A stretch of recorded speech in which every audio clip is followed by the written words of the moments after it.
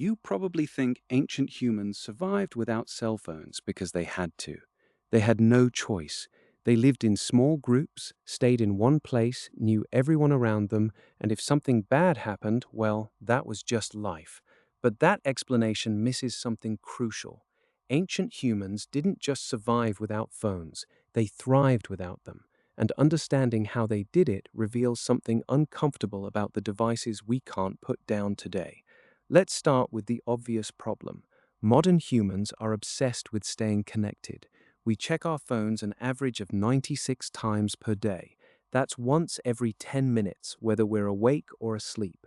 We panic when our battery hits 20%. We experience phantom vibrations where we feel our phone buzzing even when it's not. We've created a world where not being reachable feels like not existing. Ancient humans never had this problem. But here's the thing that's interesting. They didn't solve it by simply not having the technology. They solved it by having a completely different understanding of what connection actually means. Ancient humans relied on what we might call proximity networks. If you needed to communicate with someone, you had to be close enough to see them, hear them, or at minimum, have someone else carry a message. This created a natural limitation that modern humans have completely eliminated. And that limitation was actually a feature, not a bug.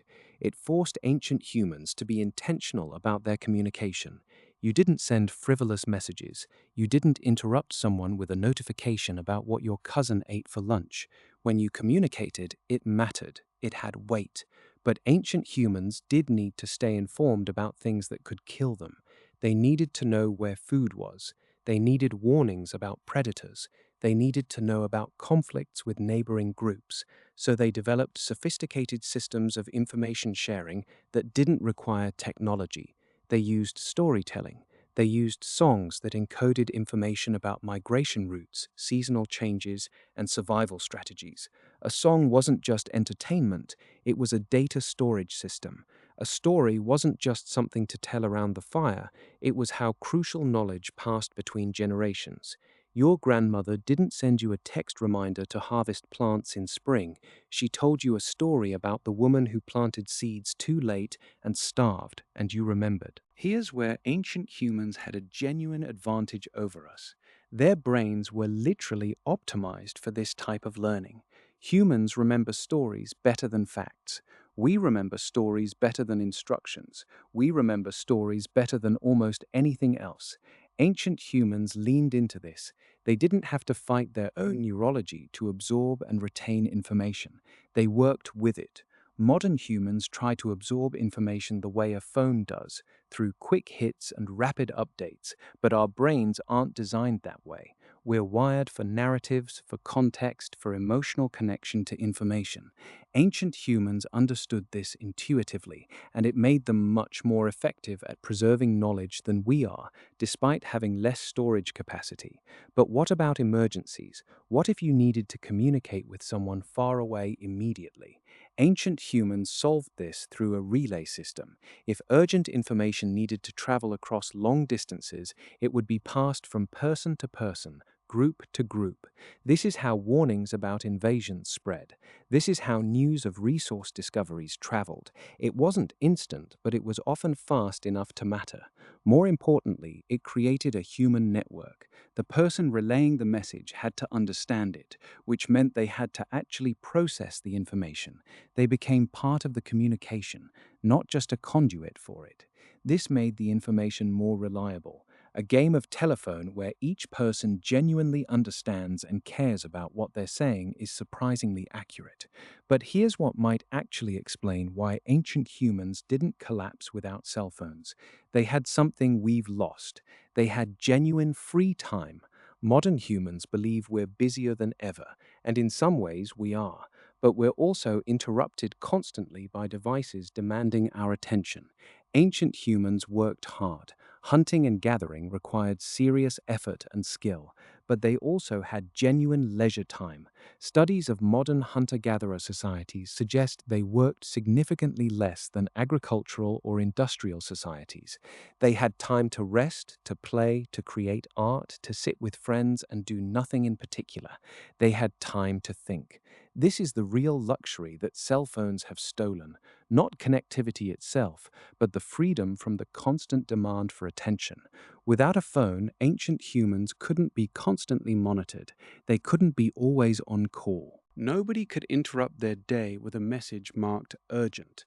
They had to be intentional about when and how they made themselves available. This created psychological space that modern humans have almost completely lost. You know that anxiety you feel when you're away from your phone, that sense that you might be missing something important. Ancient humans never felt that, not because they weren't social. Hunter gatherers were intensely social, but because their social obligations happened in real time, in person, with clear beginnings and endings. You didn't check your social status obsessively. You existed within a group where your status was settled and understood. So, did ancient humans survive without cell phones? Yes. Did they merely survive or did they genuinely thrive? The evidence suggests they thrived. They solved information problems through storytelling and relay networks. They maintained social bonds through proximity and daily interaction. They avoided the psychological burden of constant availability. They had time to rest and think. They relied on memory rather than external storage. They prioritized deep communication over constant connection. In almost every meaningful way, their solutions to the fundamental problems of human connection were more aligned with how our brains actually work. The uncomfortable truth is that cell phones didn't solve a problem ancient humans had. They created new needs and then convinced us those needs were essential.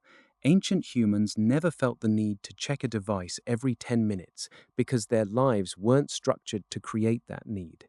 They didn't feel anxious about missing out because they knew what was happening in their world through direct experience.